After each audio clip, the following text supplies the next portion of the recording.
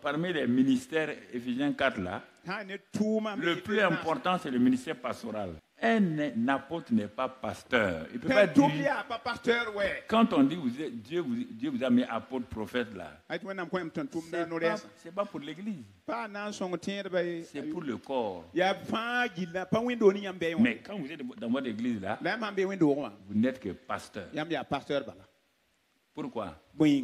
Dis-moi, qu'est-ce qu'un pasteur fait? Et regarde bien. Ne regarde pas les dons. Hein. Les dons là, tu ne peux pas diriger une église. Regarde la plupart des pasteurs prophètes. Ils ne peuvent pas diriger une église avec des prophéties et des choses. On ne peut pas diriger une église avec ça. On ne peut pas. Tu peux diriger une église avec prophétie. Comment ça? Mais avec apostolat, la vision que tu dois amener. C'est pourquoi l'évangéliste est au dehors. Le docteur. Quand ils ont fini, on prend les gens, on donne au docteur, enseigne-les dans les choses.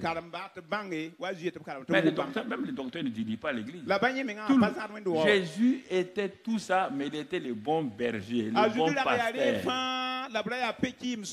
Il a dit les brebis entendent la voix du bon berger, pas la voix du prophète. Dans l'église, on n'écoute pas le prophète. Dans l'église, on n'écoute pas l'apôtre. Il y a deux qu'on écoute dans l'église, le pasteur et le docteur.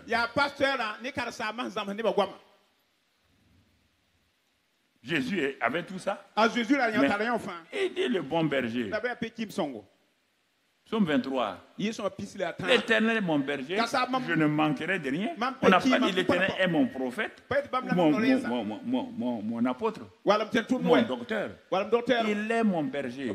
Tu vois, même, tu as été déjà berger en brousse. Tu as vu comment tu conduisais les troupeaux? Regarde, va dans le Ézéchiel 34, dis-moi un peu qu'est-ce qu'un pasteur est censé faire. C'est ça.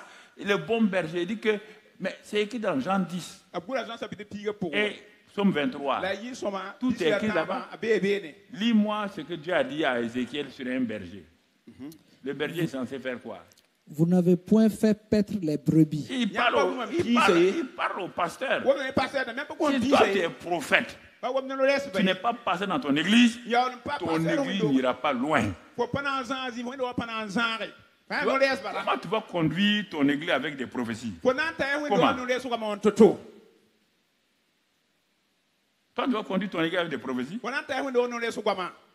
Mais regarde, tu vas voir, il n'y a même pas le mot prophétie là-dedans. C'est qu'un pasteur est censé faire. Regarde, j'ai enseigné ça en France, tous les pasteurs étaient rassemblés. Les gens tenaient leur tête, ils pleuraient. Il dit, mais c'est ça qui fait que vos églises n'avancent pas. Dans une maison sans maman, le papa là joue son rôle, mais tous les enfants sont insatisfaits. C'est la maman qui joue ce rôle-là. Elle sait ce dont les enfants ont besoin. Elle sait ce que son mari a besoin. Elle sait comment conduire. C'est ça le rôle du pasteur. Et c'est le rôle le plus important et le plus difficile. Maintenant, tu es pasteur.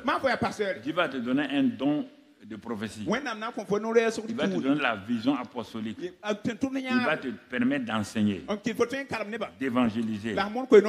Mais quand tu viens dans ton église, comme Paul, Barnabas et Silas, ils partaient apôtres. Mais quand ils viennent à Antioche, ils sont simples. C'est ça qui a fait leur succès. Lis. Il est censé faire quoi? Vous n'avez pas fortifié celles qui étaient faibles. Vous entendez? On dit que les bergers là, les pasteurs, voilà ce que Dieu reproche. Première chose, il avait dit quoi? Vous n'avez point fait paître les brebis. Ils n'ont pas fait paître. Tu as déjà vu un prophète faire paître un troupeau? Hein?